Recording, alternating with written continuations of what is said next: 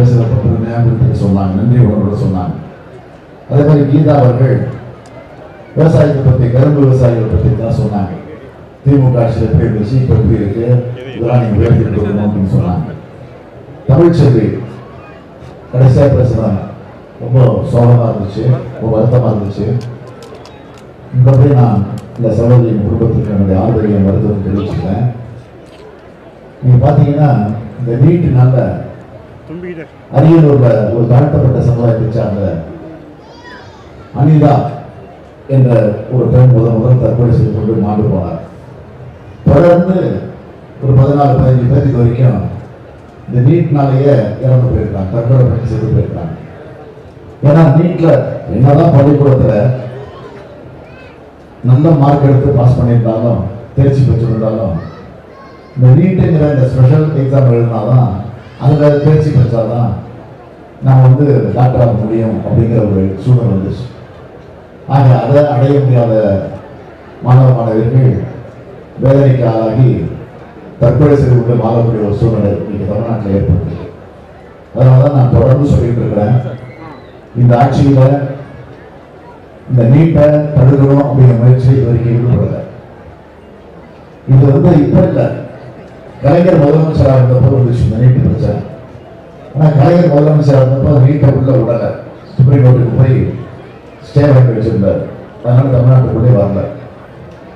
இன்னும் கூட வெளிப்படையாக சொல்லணும்னா, அம்மையார் ஜெயலலிதா மறைந்து போனாங்க, ஜெயலலிதா அவர்கள், அவங்க முதலமைச்சராக இருந்த நேரத்தில் கூட அவர் உள்ள கொண்டு வர முடியல, தடுத்து நிறுத்தி வச்சுருந்தாங்க. உள்ளபடியே பாராட்டுறது ஒன்றுதான். என்னதான் நமக்கு எதிர்கட்சியாக இருந்தாலும், நமக்கு அவங்க பிடிக்காம எதிர்கட்சியாக இருந்தாலும், அந்த மாதிரி துணிச்சனா அதை உள்ள கொண்டு வர மாட்டேன், தடுத்து நிறுத்தி வச்சிருந்தாங்க.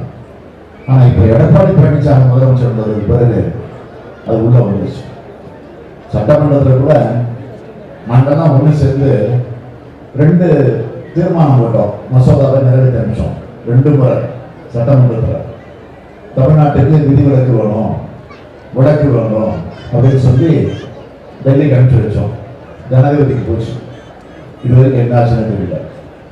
பல முறை குரல் கொடுத்துட்டு இருக்கோம், இன்னும் கிடைக்கல, அந்த விதிவிலக்கு கிடைக்கல. அதனால தான் இப்போ சொல்றேன், நிச்சயமா ஒரு நம்பிக்கையோட திமுக தான் தமிழ்நாட்டில் ஆட்சிக்கு வரப்போகிறது, அது எந்த மாற்றம் கிடையாது. ஆட்சிக்கு வந்ததற்கு பிறகு 14 பேர் வழிகொண்டிருக்கக்கூடிய நீட் தமிழ்நாட்டில் இருக்கக்கூடாது என்ற நிலையிலிருந்து நாங்கள் என்னைக்கு பின்வாங்க மாட்டோம். அதை ஒழிக்கிற வரையில நிச்சயம் போராடுவோம். அது எந்த மாற்றம் கிடையாது. அவர் கேட்டால் சொல்லுவார், நான் வந்து படிப்படியாக வளர்ந்து வந்தேன்.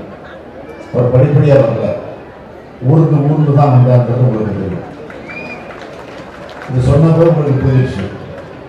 இதை நான் விளக்கி சொல்லணும்னு அவசியம் இல்லை. ஏன்னா எல்லாரும் வாட்ஸ்அப் பார்த்துருக்கீங்க, எல்லாம் சோசியல் மீடியாவில் அதெல்லாம் எப்படி என்ன விழுந்தாரு, எப்படி என்ன காலை பிடிச்சாரு, எப்படி அந்த அம்மா தட்டி கொடுத்தாங்க, அதெல்லாம் நீங்கள் பார்த்த காட்சி. ஆனால் விளக்க வேண்டிய அவசியம் இல்லை. ஆனால் அப்படி வந்து உட்கார்ந்துட்டு மக்களை பற்றி கவலைப்படாமல் இருக்கிறவரை கொள்ளடிச்சுட்டு போயிடலாம் அப்படிங்கிறதுக்காக தான் இன்னைக்கு மத்திய அரசு சொல்லக்கூடிய எந்த அநியாய சட்டங்களாக இருந்தாலும் சரி, விவசாயிகளுக்காக இன்னைக்கு ஏற்படுத்தப்பட்டிருக்கக்கூடிய 3 வேளாண் சட்டங்கள், அதை எதிர்த்து 50 நாளை தாண்டி கிட்டத்தட்ட 50-55 நாள் ஆயிடுச்சு. டெல்லியில் இன்னைக்கு விவசாயிகள்லாம் கடும் குளிர்ல, கடுமையான பணியில, ஒட்டு மழையில அங்கே கொட்டகையை போட்டுக்கிட்டு குடும்பத்தோடு வந்து உட்கார்ந்து சமைச்சு அங்கேயே சாப்பிட்டுட்டு அங்கேயே போராட்டத்தை நடத்திட்டு இருக்கிறாங்க. இப்படி ஒரு கொடுமை அங்கே நடந்துகிட்டு இருக்கு.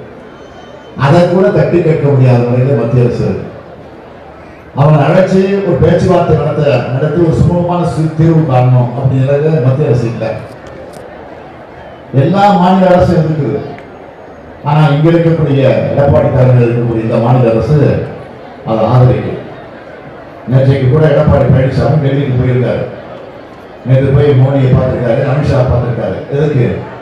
விவசாய பிரச்சனைக்காகவா, நீட்டு பிரச்சனைக்காகவா? சசிகலா 24 சென்னைக்கு விடுதலைக்கு வந்து வரப்போகுது. அது வந்துச்சுன்னா ஆபத்து வந்துச்சு.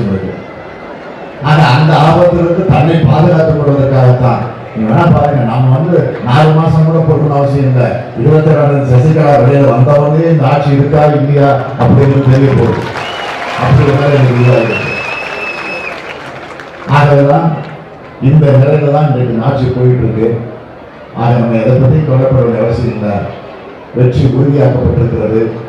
அப்படி உறுதியாக்கப்பட்டிருக்கக்கூடிய வெற்றிக்கு நீங்கள் தான் துணை நிற்கணும். நிச்சயமாக எனக்கு நம்பிக்கை எனக்கு இருக்கு. நீங்க பல பிரச்சனைகளை சொன்னீங்க, எதற்கு கவலைப்படாதீங்க, நான் இருக்கிறேன், இந்த ஸ்டாலின் இருக்கிறான், நான் பார்த்துக் கொள்கிறேன். நாங்கள் ஒரு தீர்மான பகுதியில் இருக்கக்கூடிய சட்டமன்ற உறுப்பினர் கூட ஒரு சீனியர், ஒரு மூத்த அரசியல்வாதி, எனக்கெல்லாம் ரொம்ப நண்பர் தான், ஒரு வேண்டியவர் தான். சட்டமன்றத்தில் சாதாரணமாக அதை வந்து பேசுவார், நல்லா பழக்கத்துக்கு நல்ல எண்ணிக்கொள்வார். ஆனால் கொள்ளடிக்கிறதுல வேலுமணின்னு ஒருத்தர் இருக்காரு, தங்கமணின்னு ஒருத்தர் இருக்காரு. இவங்கள மாதிரி இந்த ஆட்சியில கொள்ளடிச்சவங்க யாருமே இருக்க முடியாது, அந்த அளவுக்கு கொள்ளடிச்சிருக்கோம். ஆனா வேலுமணி கொள்ளடிக்கிறது வெளியில் தெரிஞ்சிடும், அவர் பட்டவசமா செய்வாரு. ஆனா இவர் எதையுமே நைஸா செய்வாரு, அப்படியே அன்பா வாழைப்பட்டு ஊசி நடிக்கிற மாதிரி நடிச்சு பேசுறது அப்படிதான் பேசுவார். ஆனா அப்படி கொள்ளையடிக்கக்கூடியவர் நம்முடைய தங்கமணி அவர்கள். உதாரணம் சொல்லணும்னா காற்றாலை மின்சாரத்தில் ஊழல், தனியார் மின்சாரத்தை கொள்முதல் செஞ்சதுல ஊழல், தரமற்ற நிலக்கரி இறக்குமதி செஞ்சதுல ஊழல், மின்வாரியத்திற்கு உதிரி பாகங்கள் வாங்குறதுல ஊழல் என்று பல ஊழல்கள் அவர் மீது குற்றச்சாட்டு சுமத்தப்பட்டிருக்கு. சமீபத்தில் கூட நாங்கள் எடப்பாடி பழனிசாமி உட்பட ஒரு 7-8 அமைச்சர்கள் மீது குற்றச்சாட்டுகள், ஊழல் என்னென்ன செஞ்சிருக்காங்க, என்னென்ன லஞ்சம் வாங்கியிருக்காங்கன்னு ஆதாரங்களோடு ஊழல் பட்டியல் தயாரித்து கிட்டத்தட்ட 100 பக்கம் கொண்ட ஒரு ஊழல் புகார் பட்டியலை கவர்னர் கொண்டு போய் கொடுத்துருக்கோம். அதில் இப்போ என்னன்னா 10 ரூபா கொடுக்கல, ஆதாரங்களோடு கொடுத்துருக்கோம். கொடுத்து கிட்டத்தட்ட 2 மாதம் ஆச்சு. இது தப்புன்னு சொல்லியிருந்தா எங்க மீது அவங்க வழக்கு போட்டிருக்கோம். ஸ்டாலின் சொல்றது, திமுக சொல்றது அவ்வளவு தவறு, பொய் இது, எனவே நான் வழக்கு போறேன்னு சொல்லி எங்க வழக்கு போட்டிருக்கோம். இது வரைக்கும் வழக்கு போடல. ஏன்னா கவர்னர் கொடுத்தது ரகசியம் இல்லை, வெளிப்படையாக பண்ணி கொடுத்தோம். கொடுத்துட்டு பத்திரிகைகளுக்கு அதையும் கொடுத்துருக்கோம். என்னென்ன குற்றச்சாட்டுன்னா அது இருக்குன்னு அதையும் பத்திரிகையாளர்கள் கொடுத்துருக்கோம். அதுவும் வெளியே வந்திருக்கு, முரசொலியிலே வந்திருக்கு, எல்லா பத்திரிகையும் வந்திருக்கு, டிவிலையும் வந்திருக்கு. ஏங்க அவங்களுக்கு காப்பி நிச்சயம் அனுப்பிச்சு வச்சிருப்பாரு கவர்னர். அதை வச்சுட்டு எங்க மாதிரி வழக்கு போட்டிருக்கலாம். ஏன் வழக்கு போடல? அங்கே தவறு நடந்தது. சரி, வழக்கு தான் வேண்டாம், எங்கேயாவது இதுக்கு விளக்கம் கொடுத்து மறுப்பாக தெரிவிச்சிருக்காங்களா? அதுவும் கிடையாது. ஆக இதெல்லாம் உண்மை என்பது நாட்டு மக்களுக்கு நன்றாக தெரியும். அதில் முக்கியமாக சொல்லணும்னா நிலக்கரி இறக்குமதி, தரமற்ற நிலக்கரி வாங்கியது, போலி மின்சார கணக்கில் ஊழல் உள்ளிட்ட 950.26 கோடி ரூபாய் அதில் மட்டுமே ஊழல் நடந்திருக்கு அப்படின்னு நம்ம சொல்லியிருக்கோம். தங்கமணியினுடைய மிகப்பெரிய பொய், தமிழகம் மின்மிகை மாநிலமாக இருக்கு அப்படின்னு தொடர்ந்து சொல்லிட்டு இருக்கிறார். இது பொய் மட்டும் இல்லை, மிகப்பெரிய ஆகாய பொருள் சொல்லுவாங்க, ஆகாசிய பொருள் சொல்லுவாங்க, அது மாதிரி ஒரு மிகப்பெரிய பொய். அது தனது ஊழல்களை எல்லாம் மறைச்சு அது வெளியில வரக்கூடாதுக்காகத்தான் இப்படியெல்லாம் ஒரு தவறான பொய்யை சொல்லிட்டு இருக்கிறாரு.